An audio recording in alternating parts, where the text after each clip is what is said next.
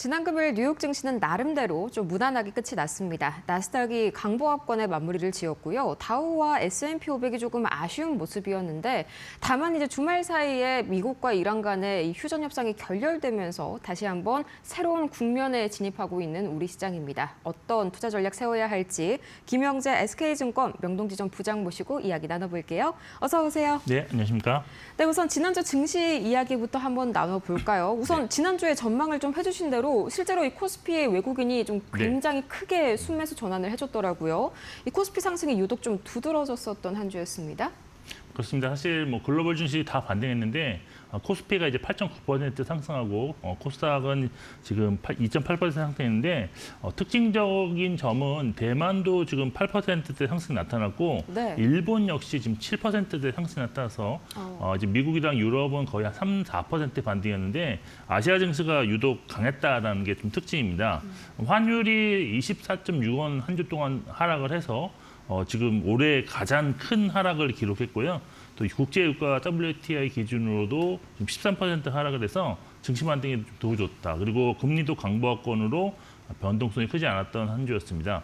아시아권 증시 상승 중에서도 코스피 상승률이 가장 컸던 원인은 아무래도 뭐 증시의 긍정적인 중동 소식에 더해서 국내에서는 이제 반도체 관련해서 좋은 실적 발표가 있었기 때문이다라고 보고 있는데 주간 단위 흐름을 좀 보시면 삼성전자 안정시설 발적 이전인 이미 월요일부터 이미 그 양 반도체 회사들과 지금 주가가 크게 반등하는 모습이 나타났고 오히려 그 실적 발표였던 역대급 서프라이즈가 나왔던 실적 발표 당일에는 삼성전자가 오히려 좀 소폭 하락하는 모습도 나왔습니다. 그렇지만 네. 그 이후에 이제 주반부로 들어가면서 파키스탄 중재로 미국과 이란이 2주간 휴전에 합의하면서 상당히 이제 코스피, 코스닥 모두 이제 사이드카가 발동될 정도로 상당히 큰 상승을 좀 보였고 또 이제 주말 사이 들려온 뉴스로는 뭐 사실 양국 협상이 결론 없이 종료됐지만 일단 양국이 직접 만나서 대화를 했고 장시간 대화를 했다는 점이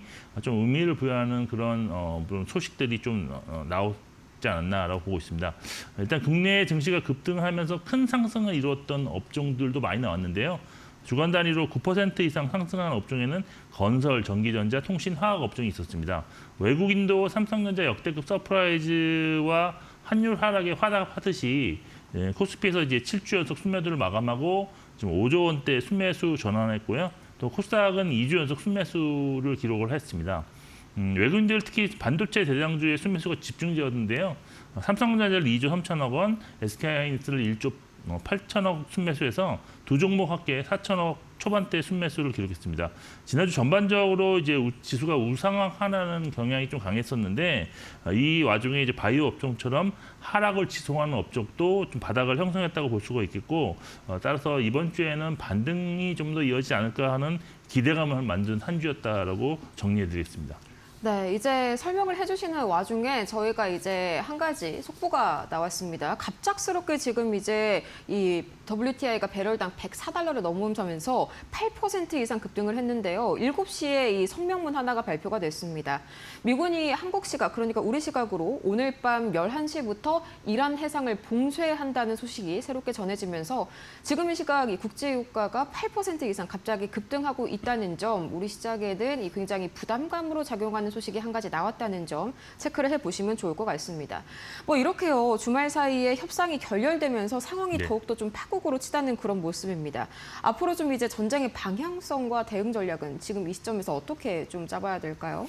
네, 일단 뭐 지난주 그리고 지난주 시그널에서도 조금 발견하셨을 것 같은데 지금 보시면 WTI가 크게 올라가는데 증시는 오히려 상승하는 그런 국면이 지난주에 나타났었고요, 초반에.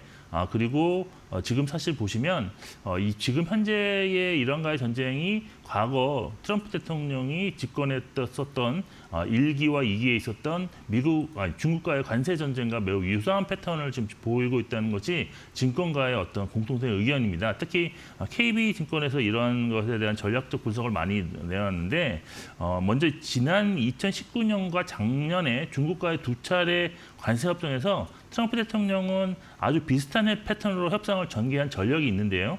예를 들어서 관세를 부과한 다음에 중재 중재자가 등장하고 이후 추가 관세를 또 부과하고 다시 협상을 이어나가고 또 예정된 추가 관세 실시를 연기하고 이에 협상을 하면서 크게 뭐 결론이 내리지 않지만 종결을 선언했다라는 흐름이 거의 똑같았던 패턴입니다. 네. 그리고 현재 진행 중인 이란과의 전쟁 협상도 사실 두 차례 관세를 주는 것과 매우 유사한 패턴으로 진행 중이라고 볼 수 있는데 산업시설 파괴를 연장한 이후에 중재자가 나타나고 지금 2주간 휴전에 도래했습니다. 그런데 아직 별다른 성과를 내지 못하는 것도 상당히 비슷한 패턴입니다. 따라서 과거 관세 전쟁 패턴을 참조해 본다면 향후에 이제 이란의 테러를 열어주는 행동이 더 자주 좀 나올 것으로 일단 볼 수 있겠고요. 또 임시 합의가 어떻게 도출되면서 이게 결론이 아니지만 결국은 미국의 최종 승리를 선언할 가능성이 있을 수 있지 않나라고 기대하는 것이 현재 증권가의 시각이라고 볼 수 있겠습니다. 따라서 이제부터 증시의 방향성은 양국 간 회담 뉴스에도 상당히 큰 반응을 하겠지만 전쟁에 대한 공포가 조금 더 줄어드는 가운데 향후의 경기 상황과 금리 방향성에도 좀 민감하게 좀 반응할 수 있다라고 보고 있는데 전쟁 마감 후에 그러면 시장의 방향성은 역시나도 전쟁 이전에 경기가 회복 국면이었다는 점, 역시 금리의 방향성도 여전히 하락 확률이 좀 높았다는 점에서 지수 하락보다는 우상의 흐름을 좀 가져갈 수 있는 것으로 좀 더 우수하게 볼 수 있겠습니다. 따라서 지금부터는 이제 중요하게 보실 것이 환율 그리고 금리 또 국제유가와 같은 무슨 매크로 지표의 방향성에 좀 더 무게를 두실 필요가 있겠고요. 네. 단기적으로 투자 전략은 그래서 전쟁보다는 1분기 실적 시즌 일정에 좀 더 포커스를 맞추시고 매매를 좀 그쪽 위주로 좀 전략을 짜실 필요가 있을 것 같습니다. 예를 들어서 지난 시간부터 제가 말씀드렸던 것이 1분기 좋은 실적을 기록할 것으로 예상되었던 삼성전자를 실적 발표 일주일 전부터는 좀 매수를 들어가신 다음에 그다음에 이제 차익 실현을 하실 수도 있는 것이고요. 따라서 지금 남아 있는 것 중에 업종 중에서 1분기에 정말 놀라운 실적으로 예상되는 업종이 있습니다. 바로 증권 업종인데요. 네. 따라서 증권주도 발표 이전 매수 관점으로 접근하실 필요가 있다라고 정리해드리겠습니다. 네, 그럼 이제 전반적으로 올해 증시 중간 점검을 한번 해볼까요? 전체적으로는 아까 좀 말씀해 주신 대로 이 환율 레벨이 좀 상당히 좀 부담스러웠음에 비해서 지수는 좀 선방을 한 모습이었고요. 그다음에 업종별로 좀 살펴보자면 생각보다 건설업종의 상승률이 굉장히 좀 두드러졌더라고요. 한번 살펴주시죠. 네, 그렇습니다. 사실 뭐 코스피가 올해 39% 상승을 했는데요. 네. 여기 이제 코스닥은 뭐 18.2% 상승했는데 사실 미국의 3대 지수 보시면 지난주 금요일까지 소폭 마이너스입니다. 그래서 이런 것을 볼 때 또 근데 우리나라와 그러면 좀 약간 업종이 좀 주도 업종이 비슷한 대만이 올해 22.3% 상승했는데 이런 건 대만만 제외한다면 코스피가 작년에 이어서도 확실하게 글로벌 1위다. 그리고 코스닥도 작년 글로벌 2위였는데 올해 지금 이제 3위 정도 수준의 상당히 상위권의 네. 지금 수익률을 기록 중에 있습니다.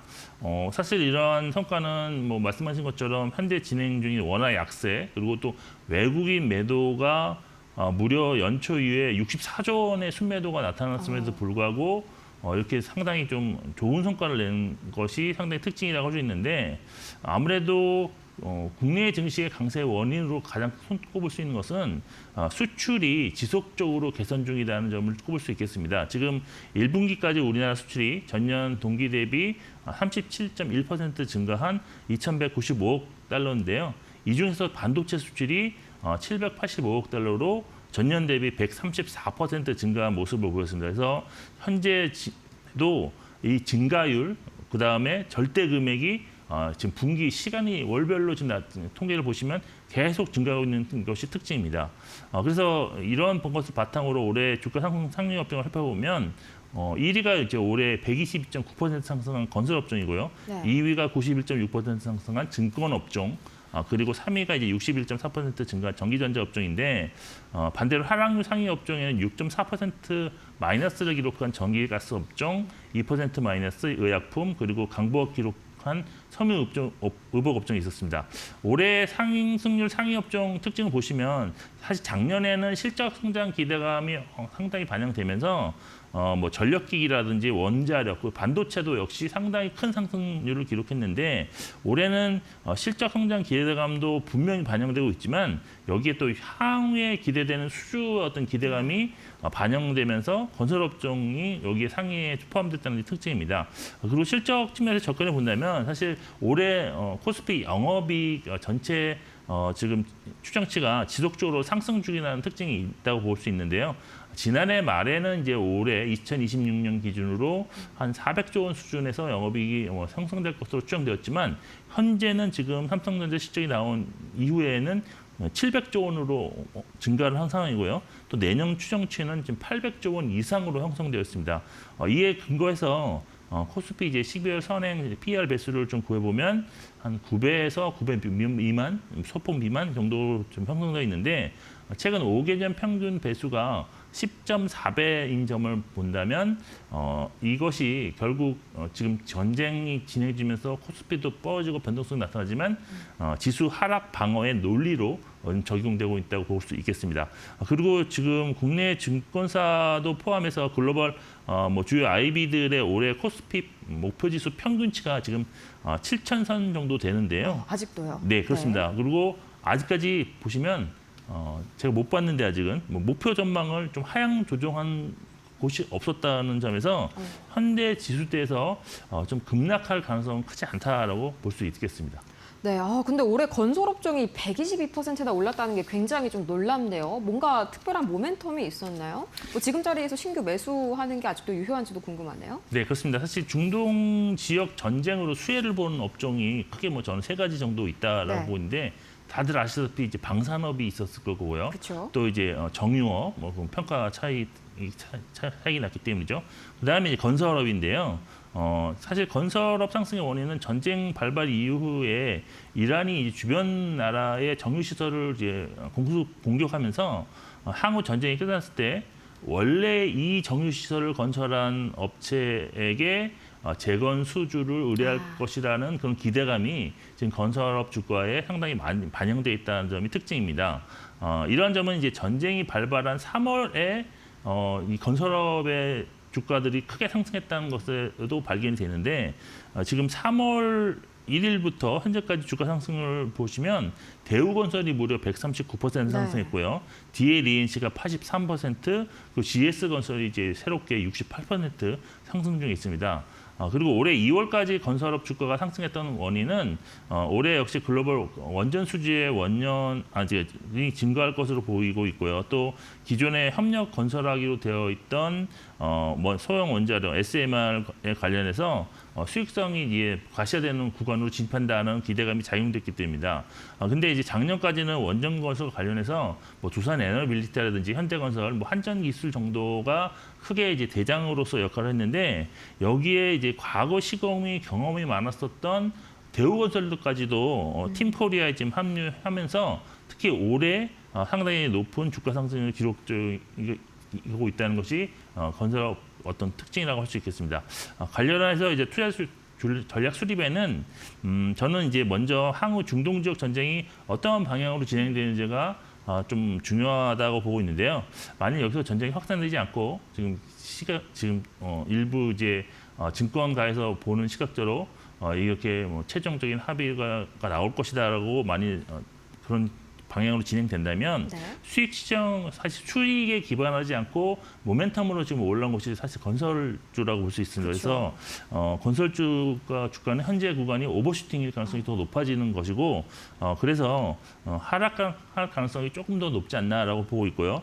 따라서 그렇다면 현재 구간에서는 비중을 좀 축소하는 것이 올바른 전략이 되지 않을까라고 보고 있습니다. 그렇지 않고 확전되는 것이 아니라 확전 확률이 더 높아지는 어떤 이슈가 좀 발생할 경우에는 사실 추가적인 상승도 기대할 수 있다라고 보고 있는데요. 따라서 현재 자리에서는 일단 보유 전략을 기본으로 좀 하시고 추가 신규 매수도 일단은 조금 열어두실 필요는 있다라고 보고 있는데요. 네. 그렇지만 현재 구간보다는 좀 이격이 좀 축소되는 구간에서 눌림목 자리에서 접근이 좀 더 좋아 보이지 않나라고 보이고요. 또 투자 종목 선정에 있어서도 중동 지역 재건도 있지만 향후에 원전 시국 모멘텀까지 보유한 종목에 대해서 좀 더 관심을 두시는 것이 좋다라고 보여져서 저는 현대건설과 대우건설로 대상을 좀 더 압축하시는 것이 좀 더 좋은 전략이 아니겠느냐라고 판단하고 있습니다. 네, 정말 대우건설 상승률이 어마어마합니다. 다만 이 건설 같은 경우에는 이 실적이 뒷받침되지 않은 만큼 현재 구간이 좀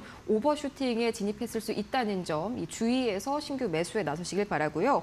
반대로 이제 올해 최약체가 바로 전기가스랑 의약품이었죠. 아무래도 의약품은 좀 관련해서 노이즈도 많았는데 앞으로의 투자 전략 좀 어떻게 한번 세워볼까요? 네, 일단 전기가스 같은 경우는 유가가 급하게 지금 상승하면서 발전원료 대부분을 수입하는 어떤 원료 가격 인상에 대해서 상당히 부담을 느꼈을 것으로 볼 수 있겠고 네. 여기에 이제 한국전력과 한국가스공사는 정부의 어떤 물가 안정을 정책을 위한 향후 공급 가격 인상 가능성이 좀 없어지지 않았나 하는 그런 부담감도 있었을 것입니다. 근데 특히나 이제 한국전력과 관련해서는 최근 보시면 투자 의견을 매수해서 중립으로 좀 하향하는 그런 리포트들이 좀 증가했던 것도 올해 약세가 지속되고 있는 그런 원인을 볼 수 있겠습니다.